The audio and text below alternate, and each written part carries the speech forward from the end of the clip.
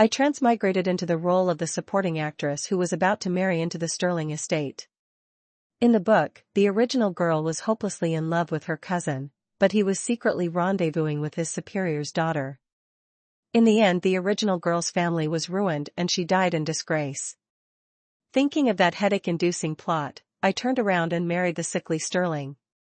Because 3 months from now he would drop dead, no parents, no children, and a mountain of money. 1. My dad is royal, yes, the kind who says, if you can't cure him, all of you will be buried with him, or, if the treatment fails, I'll have your head. After playing cannon fodder long enough, though, even he stepped in dog luck. For instance, he wangled his daughter an excellent marriage. Who could say wedding the young Sterling heir wasn't a terrific match? Aside from the limp, the chronic poisoning, the mood swings, and the notorious reputation, it was first class. After all, the Sterlings are presidential-level royalty. Without those harmless blemishes, how could a little royal ever cling to them? The original supporting girl didn't see it that way. She was infatuated with her cousin, head full of roses and together until our hair turns white. When she heard she had to marry a crippled Sterling, it felt like lightning on a clear day, frying her love-struck brain into rabies.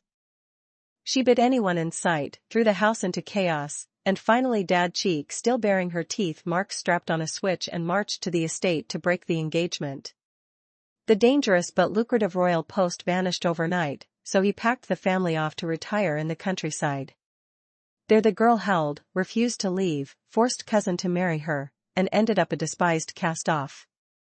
Long story short, not marrying the Sterling heir had been a huge loss.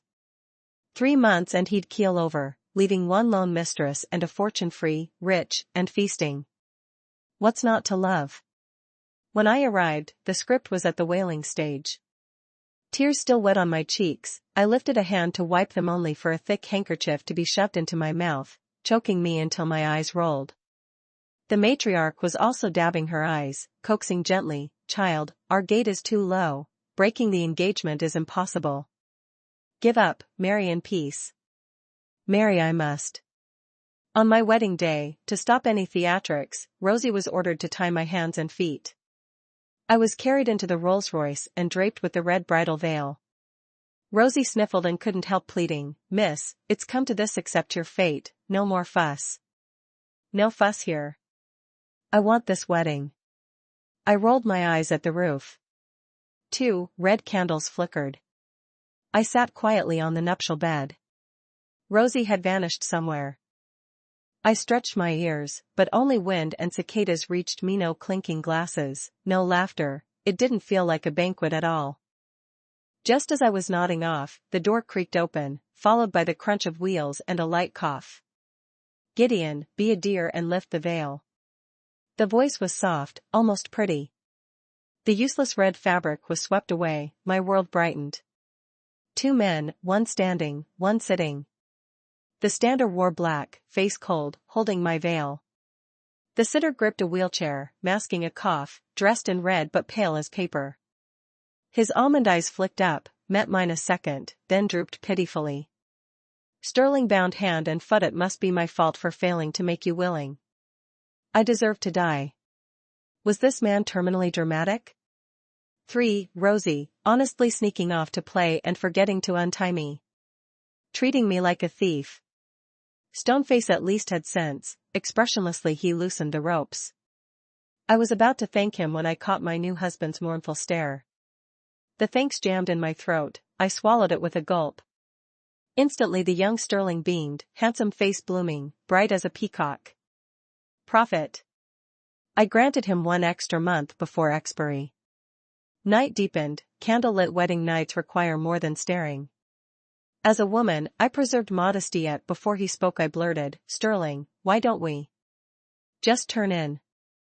Before I finished, his lips quivered, eyes misting, "Sterling, do you despise my useless legs?"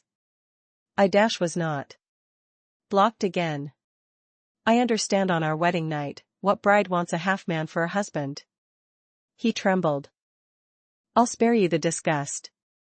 Gideon, wheel me to the executive study. People here hate letting anyone finish a sentence." 4 A bride abandoned on her wedding night, prime joke material. At dawn, sparrows chirped, surely mocking me. I simmered, rolled over and saw his gorgeous face. My anger evaporated. Smiling, I asked, "Sterling, sleep well?" He looked even paler, wheezing, "I worried too much." He glanced at me with reproach. I blinked, doubted my eyes. He'd already lowered his head. Still panting, he added, "I slept poorly, but you look rosy, must have rested nicely." Confirmed, the man blamed me. Breakfast catered to his taste: thin congee, plain steamed buns, and a saucer of dried radish that wouldn't fill a tooth gap. I slurped 2 bowls of porridge, devoured 2 buns, and asked the maid for more radish. She hesitated, gaze sneaking toward him. What needed his permission for radish? He sighed, "Forgive me, the sight of a second saucer ruins my appetite." "I've wronged you." Yes, radish required his approval. After breakfast, the estate manager had carriages ready. I'd forgotten. Today we visit the executive mansion to meet the president and first lady. After all, my husband Jordan is Alex's 15th brother. 5. The carriage creaked forward.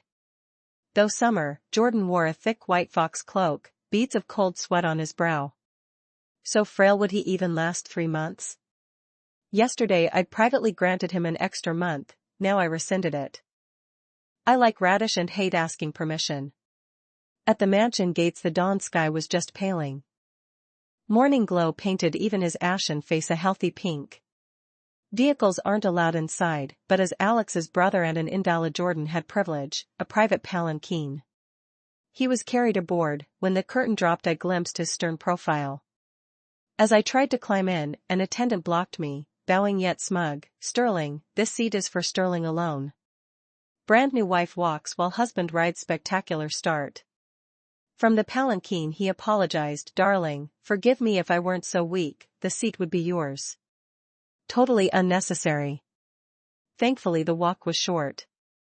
The president and first lady sat smiling, kindness creasing older eyes. They waved away formalities and granted seats. By custom a new bride serves tea to her husband's parents. When the steward brought the tray I understood Alex's hint: elder brother stands in for father, offering to him would suffice. I rose, fingers brushing the cup, when a racking cough tore the air. Cough cough cough. Jordan covered his mouth, rasping, "Water." His eyes reddened, slumped in the wheelchair. He looked heartbreakingly fragile. I can't stand beautiful men in pain. Hurriedly I grabbed the tea, tipped 2 big swallows between his lips. He still gasped, so I seized the second cup only for him to block it, murmuring. I didn't catch it and leaned closer. "Sweetheart, what did you say?" He slanted me a look. I swear he rolled his eyes, yet his tone stayed frail. "I'm better, no more water." He straightened his collar, cough gone, breath steady, as though the tea were miracle tonic. Whatever it was, I sneaked a sip. Ugh, spit bitter enough to kill. 6. The Sterling estate is perfect except the food. Spartan is generous. 5 days and not a shred of meat. I'm gaunt and my belt keeps shortening. Unendurable. Today I sent Rosie to fetch the head purchaser. I dismissed the other servants and received him alone in the side annex. Tall, timid, apparently dim, he hunched in the corner, afraid to lift his head. I softened my smile and made small talk. "I hear you're in charge of provisions for the estate?" The steward's knees buckled, he folded like a scarecrow in a gale and thudded onto the marble. "Sterling, I was wrong," he blubbered. Greed fried my brain. I bought cheap pork and skimmed $3 lousy. A sprawling estate like the Sterling mansion naturally breeds shadows, but, as the saying goes, crystal clear water holds no fish. I had zero intention of meddling in petty graft. I only wanted him to smuggle in some meat so I could enjoy a private steak. I cleared my throat, ready to play the dignified chatelaine, when a sudden spark flashed through my mind. Pork? Who ordered it? Who was it for? The lord and lady of the house subsisted on congee and pickles, yet someone was feasting like a king? Unacceptable. I glared daggers. Who authorized this secret meat run? The steward jerked back, dull eyes wide. The mansion buys 10 pounds of pork daily, 5 chickens, 5 ducks, 5 fish, and 20 eggs. End of the month we add quail and rabbit and beef. The estate manager sets the budget, I don't buy a single chop on the side. My vision tunneled. That much meat and I hadn't seen a shred? 7. Lunchtime. I stared at the eternal trio of bok choy, carrots, and corn kernels and felt my soul leave my body. A maid curtsied. Sterling is feeling unwell, he asks you to dine alone. I lifted one kernel, let the pointless sweetness sit on my tongue. No savory pork aroma, 0 stars. Where is he? She answered without suspicion. In the executive study. I slammed down my chopsticks, sprang up, beckoned Rosie, and barely hiding the thrill of cornering Quarry put on a tragic face. My husband's ill, how could I swallow a bite? I must see him first. I sprinted, afraid the maid would outrun me and tip him off. I barreled to the study door, shoved the attendant aside, and kicked the panel open. The room outglittered our master suite. Every objet screamed money, especially the ink wash on the wall that could bankrupt a hedge fund manager. None of that mattered. What mattered was the round table in the center, steamed base, braised trotters, lion head meatballs, sweet and sour ribs, whole silky chicken soup with shiitake. Every dish was my kryptonite. I sucked in a drool-soaked breath. Jordan didn't flinch. He dabbed his lips with a silk napkin and offered a wan smile. Sterling, you've arrived. His composure made me feel like the burglar. I meant to fatten up in secret so I'd heal faster, he murmured. Alas, greasy food turns my stomach. He pressed a theatrical hand to his mouth. I gazed at the mountain of gnawed bones. Was this buffoon treating me like a fool? Hadn't the death certificate promised a 3-month expiration? 8. Lately I'd noticed my husband might not be the china doll he played. His complexion corpse white was obviously powdered. One scorching noon he crossed the vestibule wrapped in tweed. I distinctly saw white beads of sweat melt down his temple, revealing healthy tawny skin beneath. Second, I'd never seen him swallow the daily dose the kitchen distilled, judging by the ever-darkening pond, the koi were the true patients. Again, weren't we on the 3-month countdown? Had I been conned? Panic spiked, I grabbed a fountain pen. Dear Mom, I've been sterling over a month. I'm fed and clothed, but homesickness wallops me nightly. Hunter clings so tenderly I can't bear to ask for leave. Please summon me home on some pretext. Your guilty daughter. I pressed the envelope on Rosie and nagged her to deliver it safely. She returned in minutes, cheeks scarlet. Why so fast? Rosie panted like a spaniel. I ran the whole way. Short legs, turbo engines, who knew? 9. My exit permit arrived with suspicious speed. 3 days later the garage had the phantom idling. I stashed cash and diamonds, climbed in grinning then froze. Jordan already lounged inside, heavy coat folded, iced waxberries sliding between his lips. Darling, he drawled, I'm incorrigibly attached, a single moment apart would kill me. Rosie, loyal Trojan pony. The entire Vance clan waited at the gate, bowing like courtiers. The instant the car stopped, Dad rocketed forward, elbowed Gideon aside, and commandeered Jordan's wheelchair himself, beaming like he'd found a long-lost twin. Not a glance for the biological daughter, he nearly toppled. Men. At least Mom loved me. She clasped my hands, eyes shimmering. Baby, you look exhausted. One sentence nearly uncorked my tears. Starved for protein, who'd believe it in a palace? Dad rolled Jordan toward the salon. As I followed, Mom caught my arm. Let the men talk, we girls gossip. I forced a smile, terrified the imposter act would crack. I shot Jordan a help me glance. He waved cheerily. Off you go, Sterling, I can survive a few minutes. Shut it, you. 10. To avoid slip-ups I answered every maternal probe with a yep. Emotional connection failed, so she released me early. I told Rosie to lead me to my old bedroom tucked deep in the garden maze. The Vance house isn't vast, yet rockeries, pond, and topiary create a microclimate so temperate I slowed to sightsee. Halfway across the arching bridge a man in white appeared. Casey! He cried, jogging over. Ugh! I scrawled a vertical boundary in the air. Freeze. Do not cross. Lucian looked as if I'd slapped him, then selected the tragic lover mask. Casey, how did we come to this? Spare me. From what I recalled, the original Skylar had been dyed radioactive green. Even if she'd married him, he'd have used her as a springboard, then booted her once elected. Their son would have ended up calling the new trophy wife Mommy Dearest. Excellent genes for a viper. Too bad the real Skylar wasn't here to applaud the performance. I narrowed my eyes. Hadn't he already aligned himself with the next donor's daughter? Why revisit Casey? What game was this? I needed intel. Cousin, I murmured, we're impossible now. Predictably, triumph flickered across his face. Casey, I heard you married Hunter. Powerless little bureaucrat versus sterling titan, what could I do? Wait for me, the day I climb high enough, I'll pull you out of that hell. I hid my laugh behind an embroidered handkerchief. Noticing the hesitation, he doubled down. They say Sterling is ill true? Wow. My husband collected stalker fans like stamps. 11, I coughed delicately, eyebrow arched. Oh, him. He wears an overcoat in midsummer, retches if he smells grease, and faints mid-sentence. Frail as spun sugar. Joy blazed across Lucian's face, zero attempt to mask it. How had such amateur acting fooled anyone? Mission accomplished. I sidestepped to leave. He blocked me, gearing up for more soliloquy when a soft cough sliced the air. Dad wheeled the invalid Jordan onto the bridge. How long had they lurked? Dad looked like a funeral procession, definitely caught the juiciest bits. Awkwardness thickened. Lucian stammered, we merely reminisced. Jordan put on a heartbreakingly fragile smile. Just cousins chatting, yet jealousy gnaws at me, proof of my petty, filthy heart.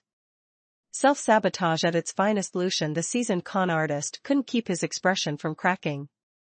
Dad saved him by turning the cannon on me. Taylor, apologize to your husband this instant. Best dad ever. 12, I shoved Jordan's wheelchair toward my old boudoir. Lucian and Dad sprinted for cover the second they smelled gunpowder, leaving me to handle the fallout alone. After a long silence, Hunter finally spoke. How come I never knew you had a cousin? Truth was, if he hadn't shown up today, I'd almost forgotten the man myself. Still, lend me 10 times my courage and I wouldn't dare say that aloud. I played it safe, a person like that isn't worth mentioning. He'd only dirty your ears, Sterling. To my surprise, Hunter laughed softly, shoulders shaking. When he finally stopped, he said, yet you once had eyes for him? My heart lurched. So he had known about the original Skylar and cousin, he simply hadn't cared enough to file it away. I gave a dry chuckle. Everyone has a blind moment, right? Luckily, he didn't press. He tilted his head, studying the scenery, then asked out of nowhere, would you like to watch him crash and burn? I froze. Images of the original Skylar's miserable end flashed through me. The final agony of a sword through the heart from her own son felt real enough to make me double over, clutching my chest. It hurt, it was ice cold. Hatred sprouted like vines inside me. Yes, I heard myself answer. I want it. 13 at dinner, Dad thoughtfully had the meal carried to my courtyard so Hunter wouldn't have to tire himself shuttling back and forth. Unfortunately, the dishes were so bland they didn't gleam with a single drop of oil. I could guess how much of our conversation he and Hunter had overheard, and Dad's flattery had missed its mark. Hunter ate one bite of greens with a stony face, then laid down his chopsticks. Gideon still urged him to have more. Hunter snapped, are we feeding rabbits? I snickered behind my sleeve but couldn't let him starve. I sent Rosie out the side gate to Uiji restaurant for 2 or 3 decent dishes. His expression eased a little, but I wasn't in the mood to wait. I wolfed down my food, stretched, and said, enjoy your meal, Sterling, I am taking a walk. He shook his head, half laughing. I can't tell whether you're scared of me or not. Depends on my mood, I thought. That night, of course, my parents hadn't thoughtfully prepared 2 rooms. For the first time since our wedding, Hunter and I would share a bed. Awkward. Gideon lifted him onto the mattress and withdrew. I dutifully tucked the quilt around him. You did that on purpose? He grumbled. I propped myself up and loosened the covers again, my eyes level with his face. The powder had been washed off, his skin wasn't fair, but set against his straight nose and ink-black brows, I could see the spirited young heir he'd been dashing, charming, nothing like this wheelchair-bound invalid. My heart ached, but I teased, my poor fragile husband, summer heat or not, you need your thick quilt. His brows arched. If you don't climb off me, madam, I'll suffocate. Deep in the night I thought, there's no way this man dies within 3 months. What a lousy investment. 2 days at home were all I could stand, no meat, unbearable. Even Hunter looked pasty. We packed hastily and fled back to the estate, where the first order of business was a table piled with every meat imaginable. Pure bliss. 10 days later I heard the news. Lucian had been caught in a private club with an escort, literally with his pants down. The minister's daughter he'd been courting promptly broke the engagement, and his political ladder collapsed. They said when they hauled him off the courtesan's bed, he was still half asleep, a bucket of cold water woke him, and he raved about being framed. Nobody believed a word. Rosie recounted it with dancing eyebrows and flailing hands. Ma'am, you should have seen it. Lucian clutching his pants, running circles, tackled in the street. Face completely lost. I cracked another sunflower seed. And then? Rosie scratched her head. Then they dragged him away. Terrible storyteller. I scooped up the sunflower seeds and went looking for a better gossip. At the entrance to the east I waved Rosie off and slipped inside alone. In the courtyard Hunter held a longbow drawn to its limit, a white-fletched arrow nocked. 2 earlier shafts already quivered in the red heart of the target. Whoosh, third arrow split the cluster. I wasn't surprised, I'd seen him stand. Nice shooting, I said, clapping and shutting the gate behind me. He settled back into his wheelchair and regarded me coolly. I pouted. Stop pretending it isn't my first time. He laid the bow aside, sipped his tea, then asked, what brings you?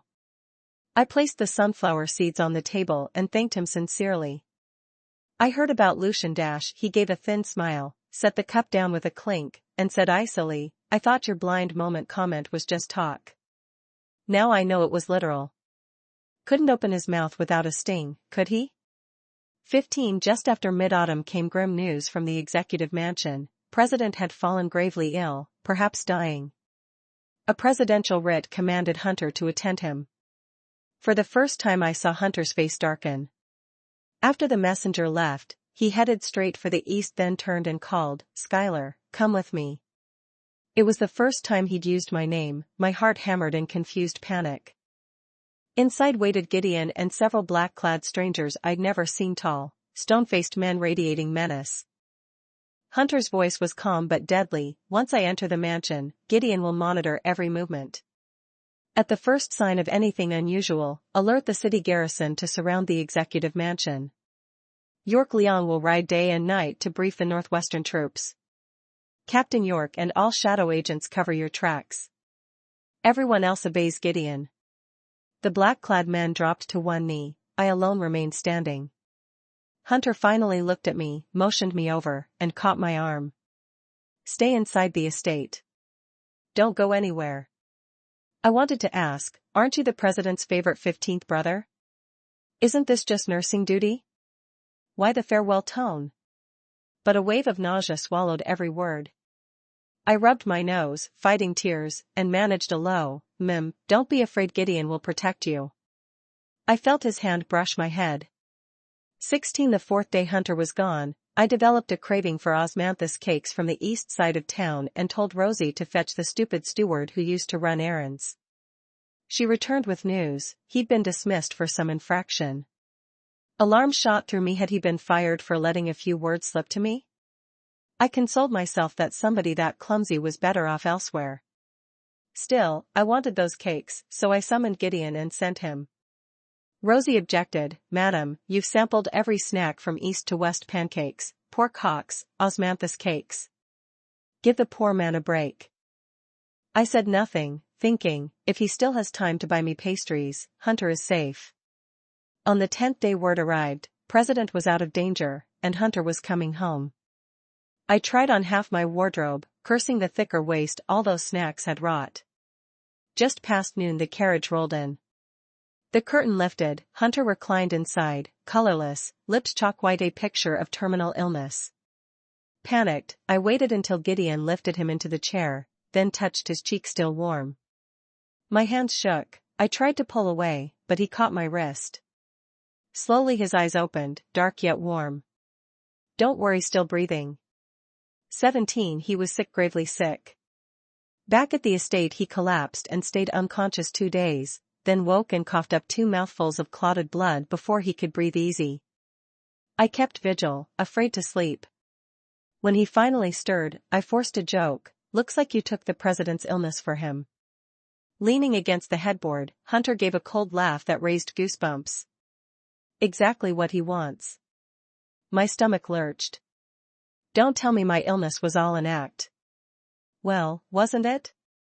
Running, jumping, chalk dust and staged coughs, Oscar-level performance.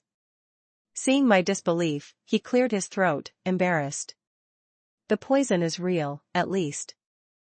Only then did I understand. Every month President sent medicine, not cure but slow-acting poison, layer after layer seeping into bone and marrow until no antidote could reach it. He feared Jordan's command of hundreds of thousands of troops. Yet he also hated him, hated that, as a boy, his quick intelligence had won their late father's favor. Had Dad not died young, who sat in the Oval Office today might be anyone's guess. He hates me, Hunter drawled, but he fears me too. That's why he doesn't dare kill me. This time he's only dragging me down because he's dying and wants company. A chill crawled over me, suddenly I had nothing to say. That kind of twisted malice was beyond comprehension. Hunter closed his eyes. Spilling the whole sordid history in one breath had cost his already frail body more than it could spare. He dragged in a ragged lungful of air. Skylar, write to the Vance house. Tell them you miss your mom and ask her to come to the Sterling estate. I didn't understand why, but I did as he asked. 2 days later Mom arrived with her steward, a stooped, cautious shadow trailing behind her. When they stepped into Hunter's bedroom the steward lifted his head, and I realized it was Dad. He crossed the room with heavy strides, placed 2 fingers on Hunter's pulse, and after a moment said grimly, Sterling, we can't wait any longer. It felt like a cudgel to the skull, my mind went blank. Detoxify him fast and absolute rest. Dad pronounced each word like a gavel. Any longer and even the antidote won't help. Hunter gave a faint nod. I figured as much. My nose stung, I couldn't hold it back. It was as if my chest had been filled with vinegar, sour tears flooding out and streaming down. You've been wronged, Skylar. I don't know who said it, but ever since I married into the Sterling dynasty someone kept repeating the phrase. I didn't feel wronged, only heartsore. Maybe I was sick too. 18, Hunter died. Exactly 3 months just as I'd wished, and I became the sole mistress of the Sterling fortune. I should have been ecstatic. I felt nothing. I knelt woodenly in the funeral hall, staring at the memorial tablet until my eyes ran dry. People came and went, speaking at me, but my ears only buzzed. Suddenly a scream slashed the air. What are you doing? You can't come in here. Rosie's voice. I turned in a daze. A squad of armed security strode in, lining both sides of the hall as though this were a crime scene.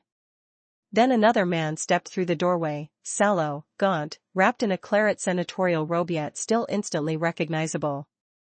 Lucian. Why him? My brows knit, foreboding coiled in my gut. Once inside he wrinkled his nose and fanned away the incense haze, as though the smoke offended him. Casio, pardon, Sterling. Long time no see. I bit down hard, rage shot up my skull.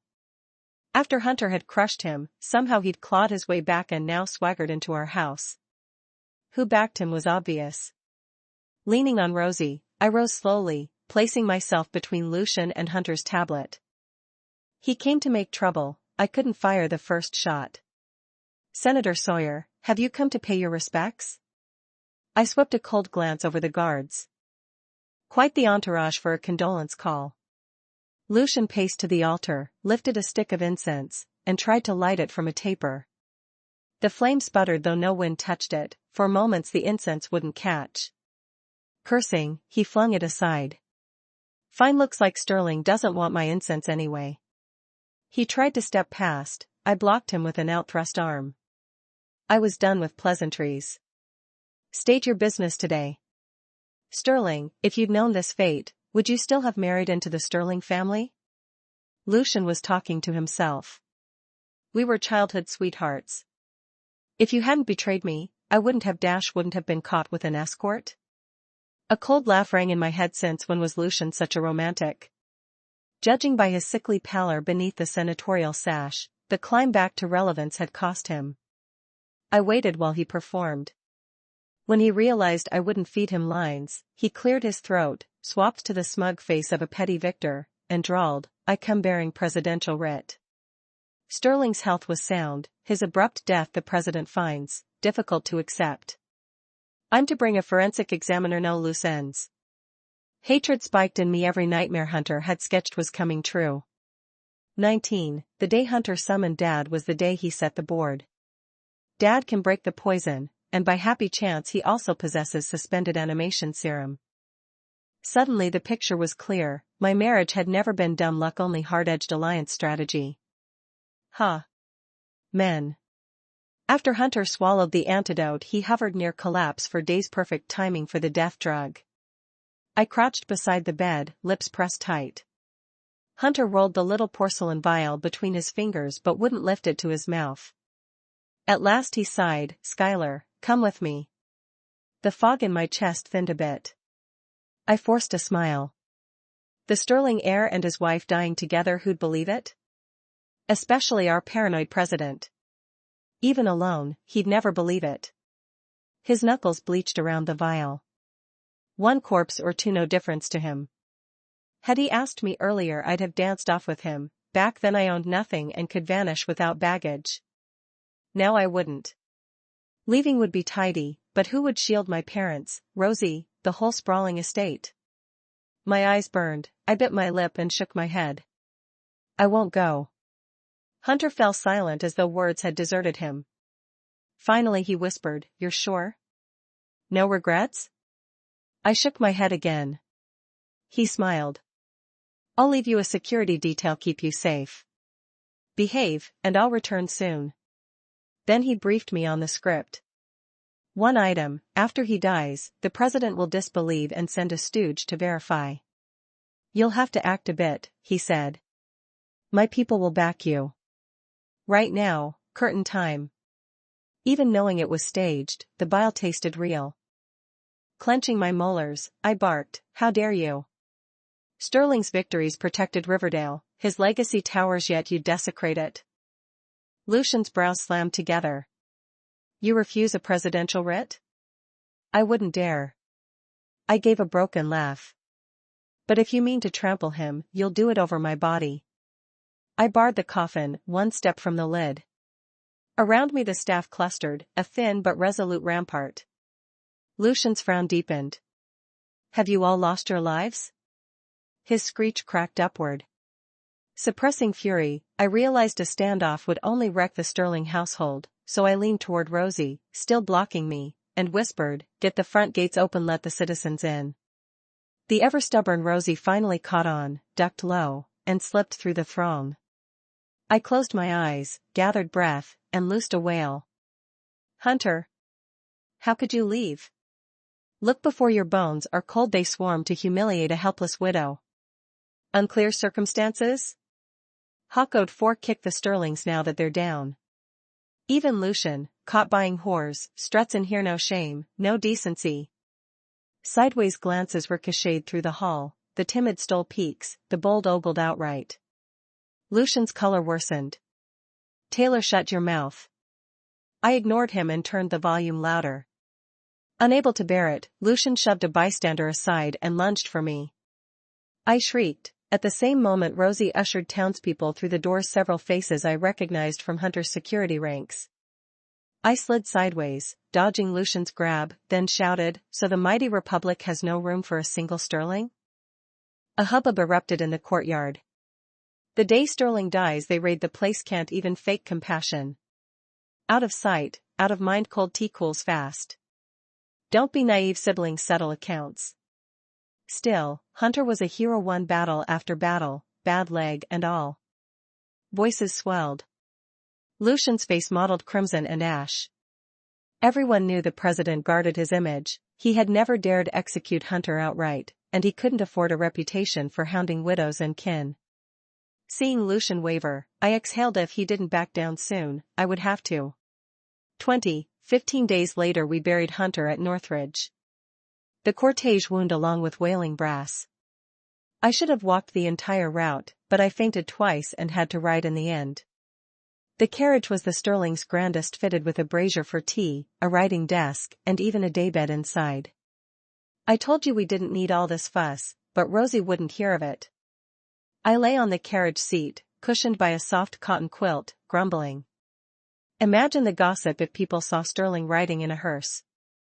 I added, ever so demurely, next time we really should think of every angle. Rosie made noncommittal om-hom noises and held out a wedge of osmanthus rice cake. Sterling, want one? Eat, eat, eat. I'd been up before dawn and hadn't touched breakfast. I popped cake after cake into my mouth. But the rice cake was dry and kept catching in my throat, bringing tears to my eyes. Counting the days, Hunter should have reached the Northwest base by now, yet not a whisper had come back, and uneasiness gnawed at me. I took a sip of the tea Rosie passed over, lifted the carriage curtain and looked out. We were already beyond the outskirts. The landscape grew bleaker by the mile, withered grass to the horizon, the sky dull and swollen, ready to split into a cloudburst. The white-clad funeral train stretched so far I could barely see the end of it. A prickle of dread crept up my spine, and I urged the driver to hurry. Fast as we went, we couldn't outrun the weather. When the first fat drop smashed against the carriage roof I felt myself plunge into an abyss. Behind us came the drumming of galloping hooves and a deep male voice. By Presidential Ritzy's the woman who poisoned the Sterling heir. Smash. My hand jerked, the teacup hit the floor and shattered. Sterling! Rosie cried. I fought to stay calm.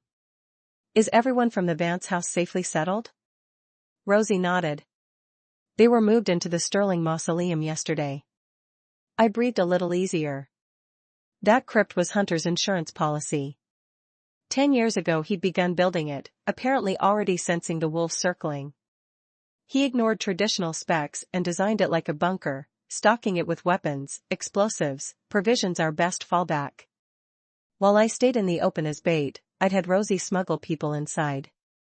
This funeral was supposed to be the final leg of the plan, but we'd still fallen one move short.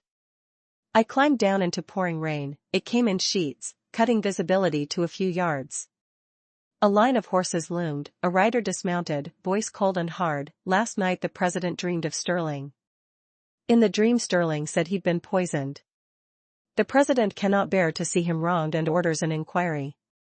Wonderful, our national CEO relying on imperial superstition. I swallowed my disgust and tried sweet reason on the stone-faced officer. It's raining so hard, why not wait till we reach the mausoleum to examine the body? Stoneface was nowhere near as gullible as Lucian. He seemed to laugh. By then it would be too late. I bit my lip and watched as men surged toward the coffin. My heart felt wind whistling empty. Heaven wants me dead. That ink-red coffin held no remains, only a few water-worn rocks I'd fished from the lake and packed in myself. Damn it. If I'd listened to Hunter and planted some executed convict's corpse, I wouldn't be panicking now. The scrape of the crowbar cut through the drum of rain. People gathered. I swept a glance over them. Hunter's hidden retainers. The man nearest me whispered, "We die to protect you, ma'am. When I give the word, follow me out." Heroics were out of the question, so I nodded fast. A moment later a shout came through the downpour. Sterling's lips are purple, ears and nose bleeding, clearly poisoned. Next came the unanimous rasp of drawn sabers. I shuddered. Every blade would be aimed at me. Seize the suspect, Sterling. Wait, officer charged me with murdering a handful of rocks and I'll sue for defamation. 21. Rain wrapped everything in gauze. I saw only dark silhouettes and heard steel ring, punctuated by screams. I clutched Rosie's icy hand and bolted, following vague shapes through the chaos. I thought no one noticed us, but within seconds a voice roared, "Don't let her escape." The figure who had been leading suddenly wheeled and blocked the path behind us. I didn't dare stop, I ran on instinct. Time blurred, voices faded, and only the roar of rain remained. Rosie and I stumbled into Northridge Forest. Trees towered on every side. I'd never been here and had no bearings. "Rosie, which way to the mausoleum?" Gasping, chalk-white, she lifted a shaking finger. "South it's south." Great navigating by cardinal points for someone who only knows left from right. No choice. I pulled her with me, but her knees buckled and I saw the back of her jacket soaked crimson. 2 gaping slashes had been bleached white by the rain. "Ma'am, I can't go on." "You go." Her voice was barely a breath. Tears stung my nose. One thought hammered me, leave her and she dies. No dice. I'll get lost without a guide. I crouched, presenting my back. She hesitated, probably remembering my usual helplessness, sighed, and climbed on. Rosie wasn't heavy, but I'd never had muscle. We inched along until, about 1 cup of tea later, I heard footsteps closing behind. At this rate both of us would be caught. I tucked her under a brush-covered bank. "Wait here. I'll be right back."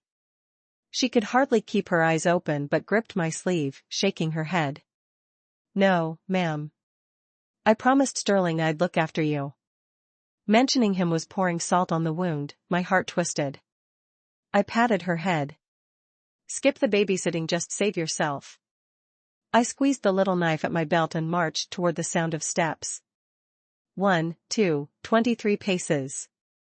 A palace guard in a senatorial robe loomed. Bad news, he was built like a bear. Good news, he came alone. Joy lit his face when he saw me. "Sterling."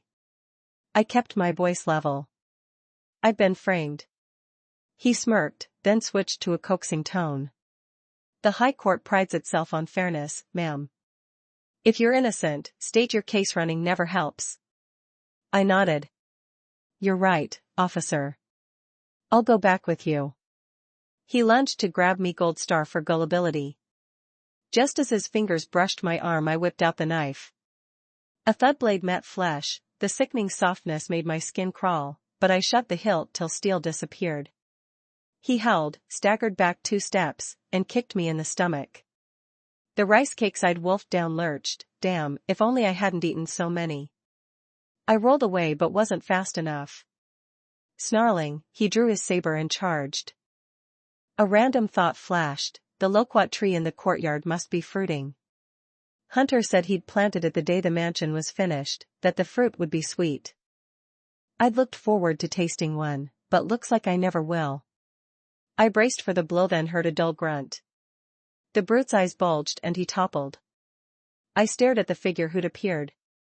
Weeks had passed, stubble shadowed his jaw, his cheeks were sunken, exhaustion ringed his eyes. He kicked the unconscious guard aside, squatted beside me and chuckled. "Scared, stupid? I'd dash all those cakes." I retched.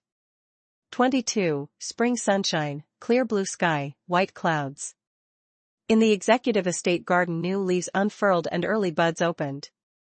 I sat on a stone bench, sipping tea, utterly content.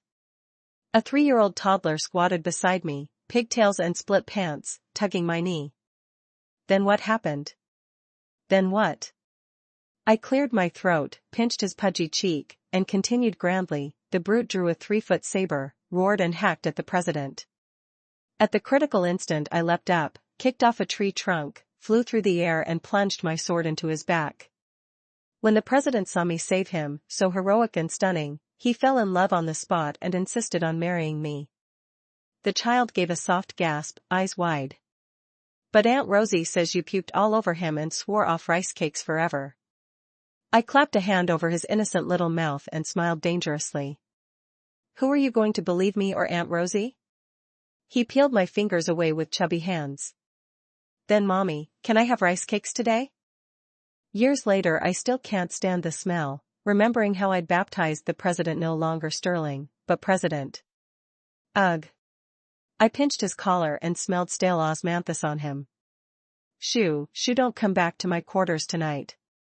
The tot hopped away in delight.